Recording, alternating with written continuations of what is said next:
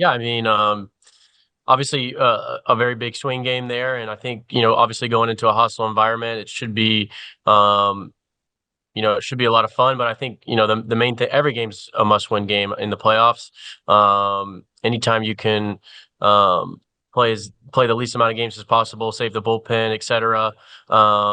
It goes a long way. So every we treat every game as a must-win, but obviously going to their place, we'll be ready to play, and it should be a fun environment. So we'll be looking out to come out, right out the gates and come out away with a win. And can you take us through how Aaron told you about you getting the game three start and what you thought about it? Um, yeah, I mean, Your obviously, reaction to it. yeah, Sorry. yeah, yeah, yeah.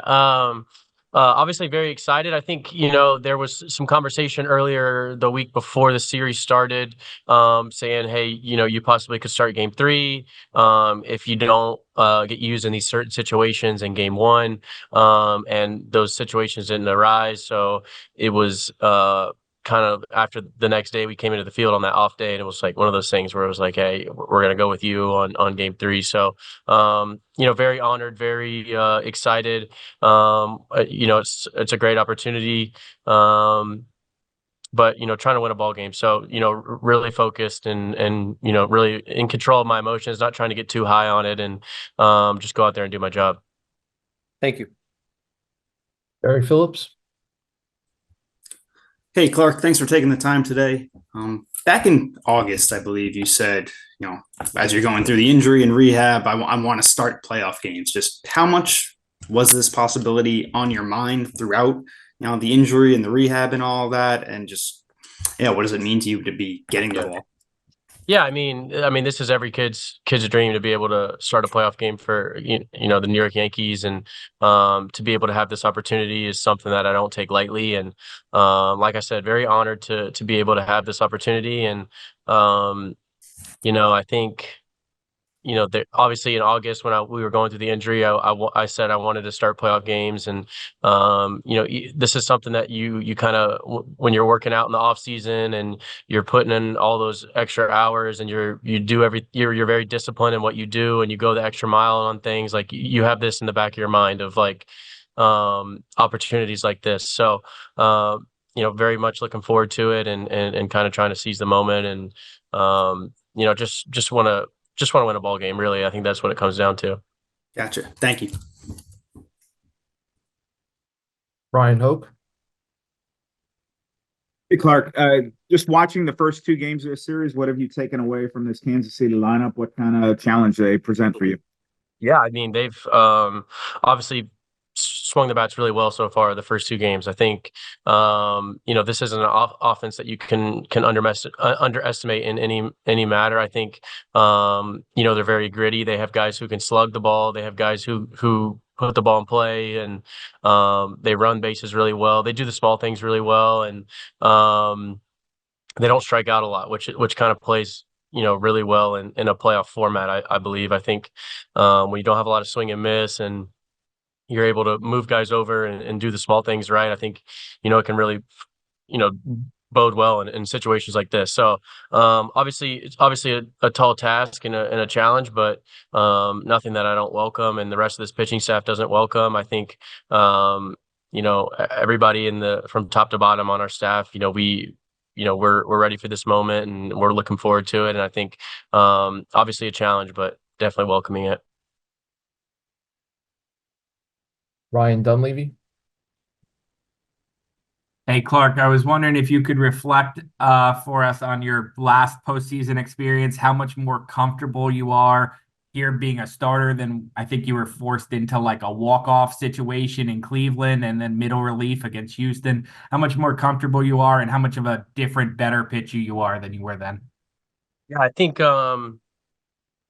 I mean, I feel like a different player, a different person than who I was back then. I think obviously you don't really know what to expect when you're going into your first playoff. And then I was in some situations where obviously I wasn't typically used to it when I was getting brought up. And it was kind of like a perfect storm of just I wouldn't say not ready for the moment, but just kind of like things that kind of caught you off guard. And so I think now I just feel very comfortable with myself and who I am as a pitcher. And I think what I'm trying to do to guys and how I'm trying to get guys out, I'm a lot more comfortable with, and kind of starting to find, I found my identity a little bit as a pitcher. And I think, these playoff situations, if you kind of let the emotions and the energy get, overwhelm you and become too much, I think it can kind of throw you off your game. So for me now, I feel just very calm and very, very confident in what I'm trying to do out there. And I think it should show. And I think it's showed throughout the year. And I'm just kind of trying to treat it like another game throughout the season. Right? Obviously, there's going to be a lot of energy in the crowd and the two teams. I think you just got to have the ability to try to control the energy as much as you can and try to remain yourself and be calm. And how tough an at bat is Yuli Gurriel? I know he gave Garrett a 11 pitch one, and I know you faced him in that Houston game. Yeah, I mean, just when I think of another credit to their lineup is they have a lot of veteran presence and their veterans are really, really good. So, Salvi, Yuli, like those two guys, they're very smart and they think along with you. Tommy Pham, like those guys, when you face them, they know what you did to get them out in previous ABs and they know what you're trying to do. So, there's a little bit of a game within a game when you're facing those guys. So, it's a little bit like chess. I think, when you're facing Gurriel, like, he's been in these situations so many times before in his career that he's really good at being able to think along with you. So I think obviously it's a challenge and it's going to be a fun one and something I'm looking forward to. Obviously he got me in the first one, so definitely looking forward to facing him again. Thank you, Clarke. Eric Boland.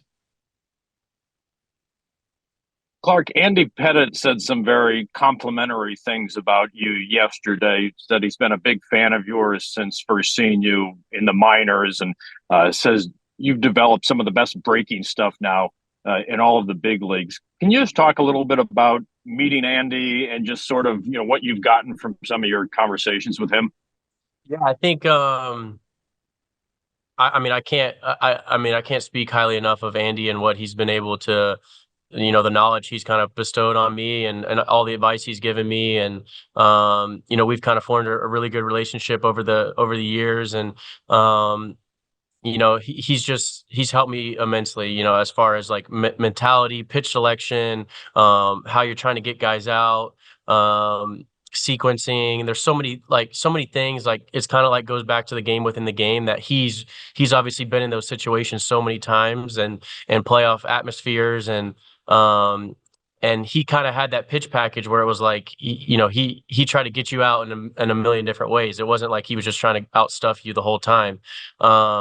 So somebody you can really learn from. And obviously one of my idols, growing up, I think everybody knows that kind of, that look he had when playoffs were on, and somebody, who turned it on when it mattered most. And so I kind of want to have that same type of legacy. And I think that what better person to learn from than him. And, I've probably watched all of his playoff starts, over the course of the season, just going back and just in my downtime, I'll spend a lot of time and just watching playoff starts of his. And so really thankful to have him as a mentor for myself.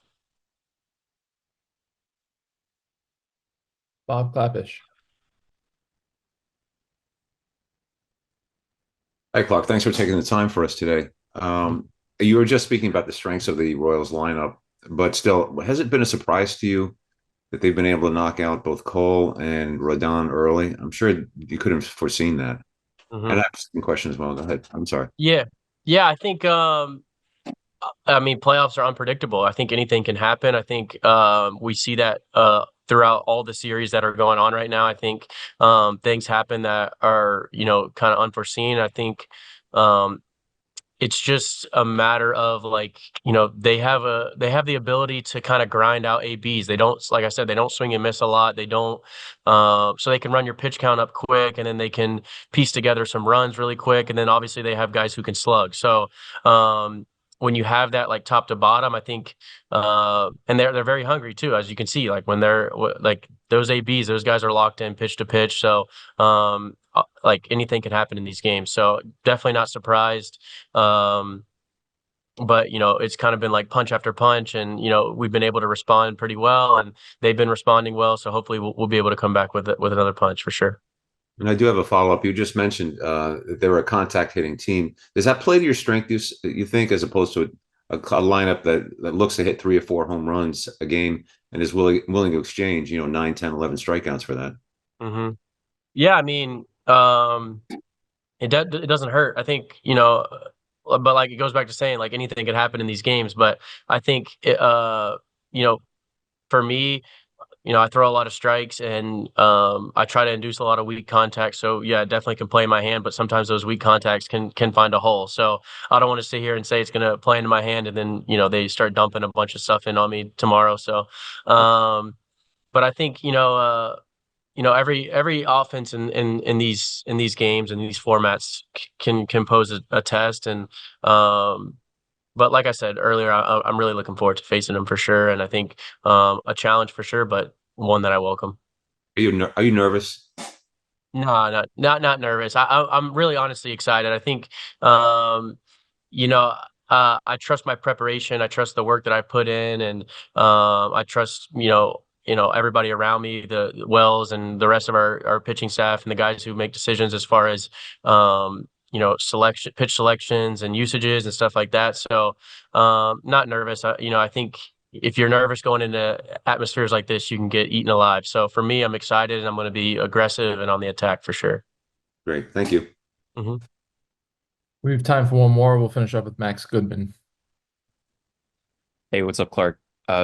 In those 5 starts in September, or I guess just the first 4 of those because of the weather in game 162, what was it that told you that you had recaptured that true Clarke Schmidt form after such a long layoff? Obviously the stuff was really good. I think that's like an early sign, but I think really happy with the command and the locations, and getting to my areas really well and being able to repeat my mechanics. I think sometimes when you take a long layoff like that, you might lose feel a little bit of your mechanics, but really it was really sharp, and even in the minor leagues I was really almost felt like a really good reset for myself, being able to go down there and get healthy again, and kind of just tweak some small mechanical things and be able to kind of clean up some things that I really wanted to. And you don't really get that downtime in typical years. So I try to utilize that time to the best of my abilities, and, really happy with how we came out after the injury. Thank you. Mm-hmm. All right. Thanks a lot, Clarke. We appreciate you taking the time. We'll see you tomorrow in Kansas City. Yes, sir. Thank you, guys.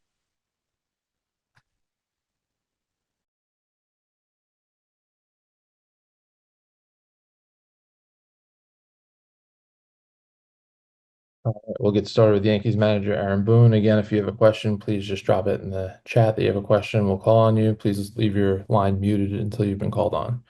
First question for Aaron.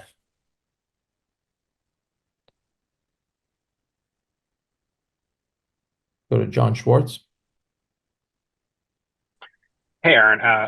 Long before Clarke had really been accomplishing much in the majors, you always talked about his confidence. As you've seen him progress as a big league pitcher, how has that demeanor changed? How has he used it? How has his maybe output matched his personality in some ways?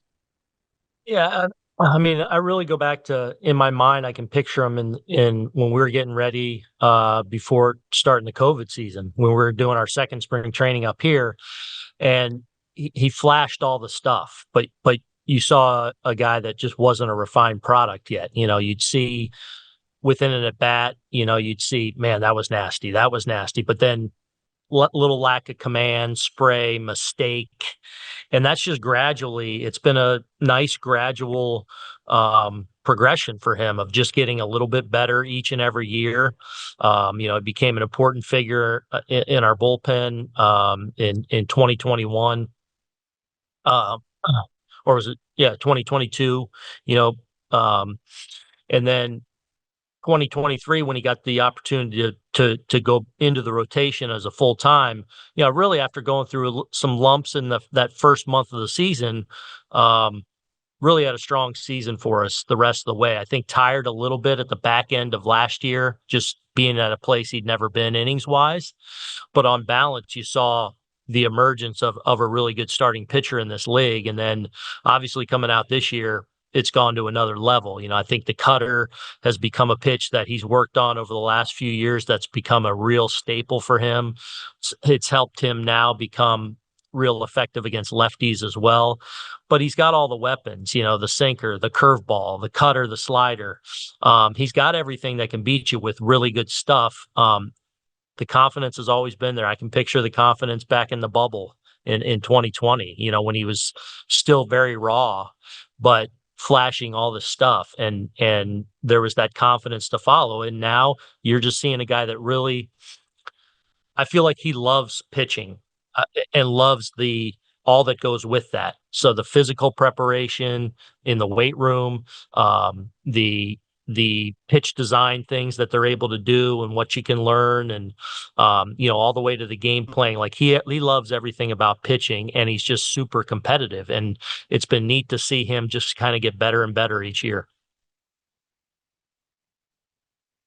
Greg Joyce. When you guys faced Lugo last month, you said it was one of the best pitching performances against you guys all year. What makes him so tough, and how do you kind of try to use that game to your advantage, seeing him again just a few weeks later? Yeah, hopefully that serves us well. That familiarity. We've seen him a couple times this year. We had a little bit of success with him when we were there in Kansas City in June. But yeah, I thought his last outing against us here was outstanding. And he is one of those guys that he's got everything. You hear that phrase kitchen sink. He's going to throw a little bit of everything. He can sink the ball, cut it, spin it, slow it down, change speeds really well. You might see 8 different pitches in a given time. So hopefully that serves us well, having that familiarity of just seeing him. And but he certainly poses a challenge. Birdie has some results against him in the past. Is he going to be back at first base tomorrow? I haven't made that decision yet. So we'll see. Well, it's kind of one I'm still deliberating on. Thanks. Mm-hmm. Anthony Reber. Hey, Aaron. What was the thinking you guys decided to fly today instead of last night? Did you weigh that at all against the wanting to have a workout at Kaufman Stadium? A little bit. I think some of it was with Monday Night Football going on. There was some hotel stuff that was a little bit of an issue. But kind of just weighing getting in at 3 a.m, or knowing on a playoff night it could be a late night and you go home and sleep in your bed. Marcus Stroman threw a live BP today. It's a chance for our guys to really take advantage of our facility here as far as just treatments and recoveries and things like that. So just kind of decided let's sleep in our own bed and get off in the afternoon.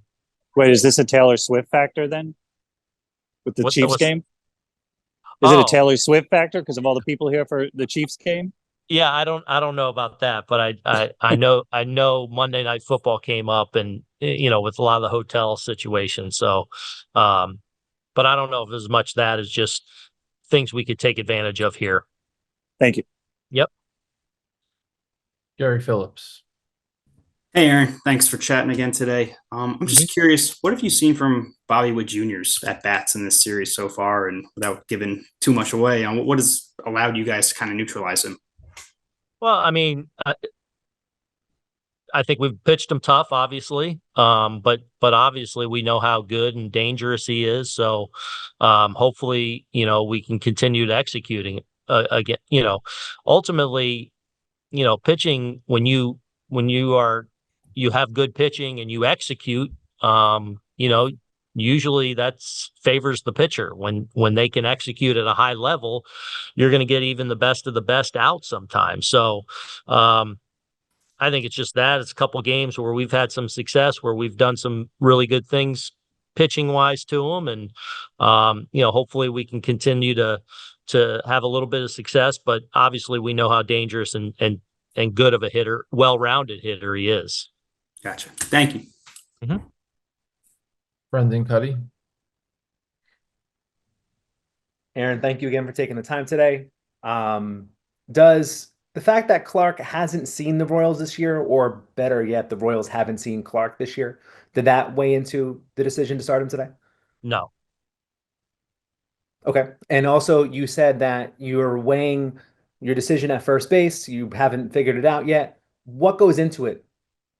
I don't know. I just want to let it, obviously didn't have to make that decision last night or this morning. So just kind of let the day come to us a little bit. And, we'll talk to, a few coaches and things like that and let who I want to weigh in on that weigh in and try and make the best decision. It's not always necessarily just who starts the game, but how it sets you up on the bench and things like that. So, yeah, I mean, feel like I have a good decision in front of me. It's really good to see John out there last night handle first base so well in his first go around at that and really give quality at bats. His at bats last night from jump were really good and it was really good to see.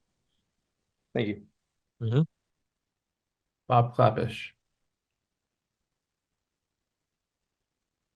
Hey, Boone, thanks for taking the time for us today. Yep. You were just talking about how confident Clarke is, but you've also seen Cole and Rodon both get knocked out, and suddenly now the weight of the franchise is on Clarke's shoulders. A start like this obviously requires more than talent and ordinary regular season confidence. Can you talk about the responsibility he has now to this team and getting past the Royals? It may come down to just this game. Well, I mean, one of us has to win two more. So, right. Look, there's obviously, look, every game you walk into in the playoffs is crucial and it's huge and all that. Clarke is fully cut out to handle that. Like whatever he goes out and does, and doesn't mean he's going to go dominate, doesn't mean he won't struggle, whatever he does, I know he will be prepared. He will walk out there with confidence and with an expectation to deliver, and he's got the equipment to deliver. So I'm excited to go see him do his thing. I don't worry about him in all the, noise that comes with the, best of 5 series and it's game 3 and we're tied on the road. Like I know he's fully equipped to deal with all that. And all the scenarios that you thought through on this series, I'm sure you didn't think of the possibility of your two best starters getting knocked out. Have the Royals surprised you in any way? Yeah, they've done a great job, no question. I feel like they've put a lot of really good at bats against us, especially last night. Especially with Carlos getting off to such a good start. He was kind of dominant those first 3 innings. Stuff was great, and then, to their credit, they took advantage of some mistakes he made in the strike zone last night.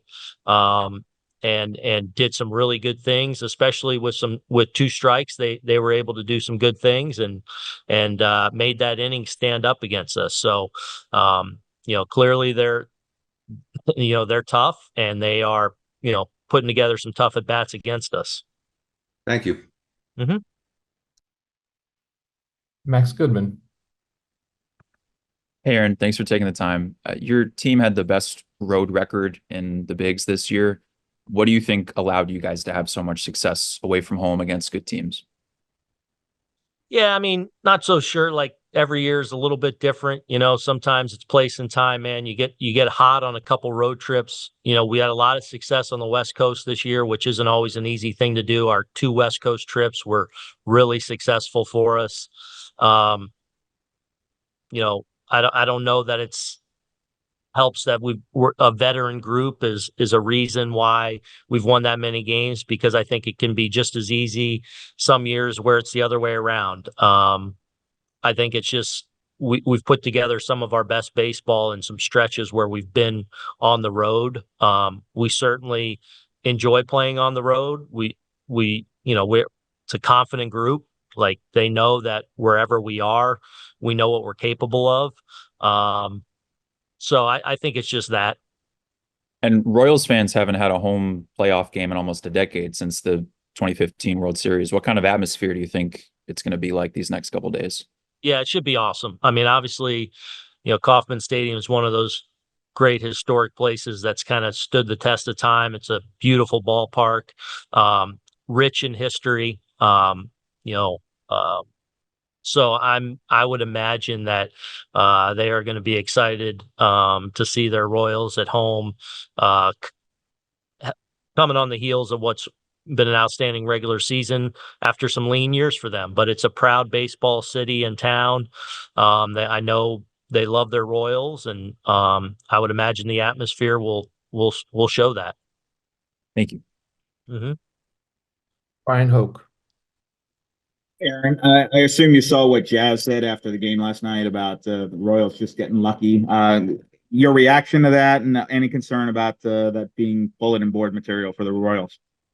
Not really. I would disagree. I don't think they got lucky. I think they did a lot of really good things and came in here and beat us last night. So, but I also looked at the line of questionings as it went. I think what he was referring to more was probably, we did hit into some tough luck. There were some hard hit balls, and so that line of questioning continued to where Jazz can be colorful sometimes, and just in his head, because the confidence he has in himself and our group, like, hey, they got lucky work, but I don't think that was the case. They obviously played really well. I think they played 2 really good games against us and earned themselves a victory last night.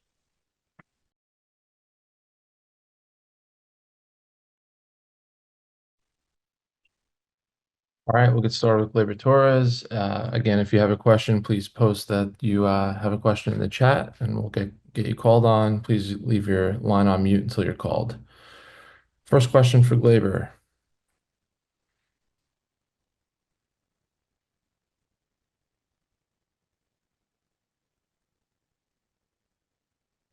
Ryan Hoke. Hey, Gleyber. When you look at this season as a whole for you, how proud are you of the way you've been able to finish it here and really make an impact in the last month or so? I think it's kind of like different feelings.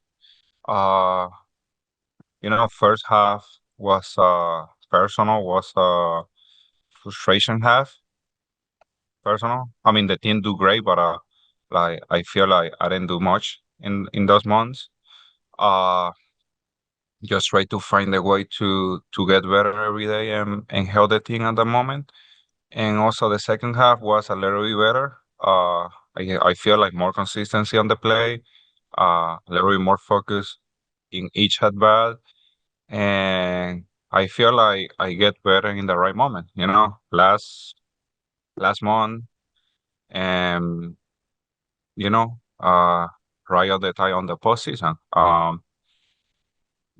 Kind of the season, like, you as a player, you have to learn on the good moment and also on the bad moments too, and those experience take you on the personal boot and just try to doing the right thing for the next year. I mean, as a player, it doesn't matter if you have a really good year one year, you have to do the adjustment on the next year, because the lead every day do the adjustment. So I think that's happened on the first half, but thanks God I do a little bit better on the second half, and I'm trying to still doing good team for the team, especially right now in the postseason. What do you like about hitting leadoff? I feel like I'm the start of the inning and I got the opportunity to set the baton. If I do great, especially if I do a walk, single, double, whatever I do great for the team, that's the hype moment for the team. And after me is coming the guys doing the job. And the good thing to be lead off is it doesn't matter how I do on the first half. Boone gives me the confidence to be back on the lead off, and as a player, if they keep give you that opportunity, they believe in yourself, and you have to do something better. Veronica Contreras. Hola, Gleyber, buenas tardes. Háblame la ventaja de poder descansar en casa para antes de viajar a Kansas City. Bueno, obviamente estás en tu casa, tienes el estadio para ti, el cage, puedes ver videos, puedes ir al estadio, puedes hacer tus cosas, tienes más espacio. Obviamente te sientes un poco más cómodo y no estás tan apurado de trabajar en el estadio del visitante, y es un poco más cómodo para todos. Y la clave para ganar ese tercer partido. No, bueno, la clave es la misma, tratar de hacer las pequeñas cosas, jugar un buen béisbol, tratar de minimizar los errores y aprovechar cada oportunidad que el equipo contrario nos dé. Eh, Creo que salir agresivo es lo principal y tratar de anotar lo máximo posible en el juego. Gracias, suerte. Gracias. Greg Joyce. Gleyber, you've gotten on base a lot during so far in the series, but you guys haven't been able to kind of have that big inning yet where you kind of break it open. Just how frustrating has that been to have a lot of traffic but not be able to kind of push it across and break things open here? Yeah, I feel like overall as a group we take really good at bats, but I think we don't clip yet. I feel like we're really close right now. Uh, but you know the bullpen from the Kansas and the pitchers throw really well. They have really good command. They do the right pitch at the moment we need a score run, and you know we miss opportunities. Those two games here, we back and forth and we learn the little things. I think the plan right now for tomorrow is try to take advantage of any opportunity we have and try to score earlier. That's the thing. I feel like we don't score bunch of runs last night, but we got a couple more opportunities than the first night. So I think we on the good pace right now. So tomorrow we have to do the adjustment really quick. And Lugo was tough on you guys last month when you saw him. You had 2 of the 3 hits against him. Just what makes him a tough pitcher to face? Yeah, he's pitching really well to be on the O's all year long. I mean, the command is really good. He have many years in the league, and you know he got that experience. I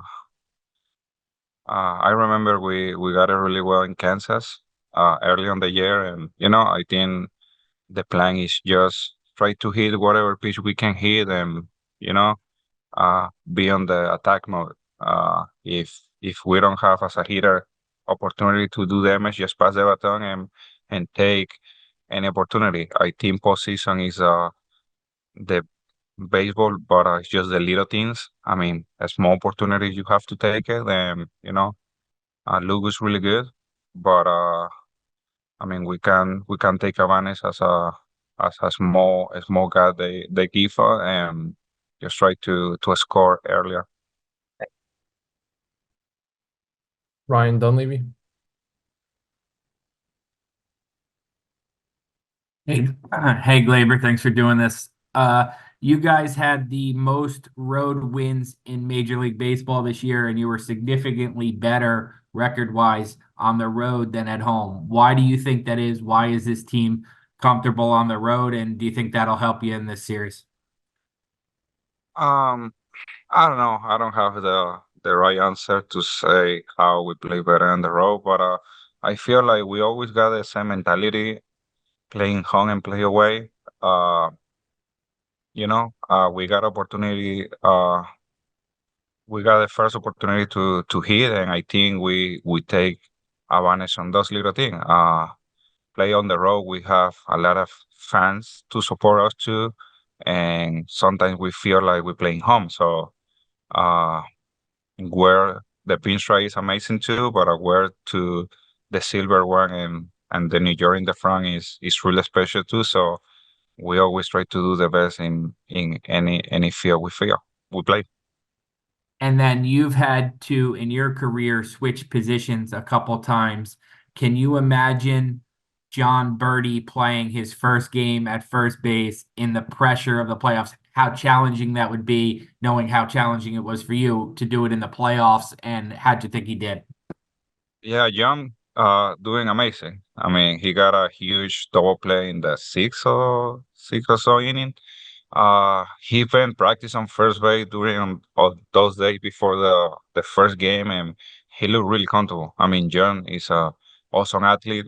I believe in him, and everybody believe in what he capable to do for the team, and he showed last night. I mean, really comfortable on first base, and as an infield, it's not that easy to switch position, especially in postseason. But I mean, he do really good job. I feel proud for him, and we know he always can do the job. Thanks, Gleyber. Gleyber, I think that's all we got for you today. Appreciate you taking the time to jump on. Thank you, guys.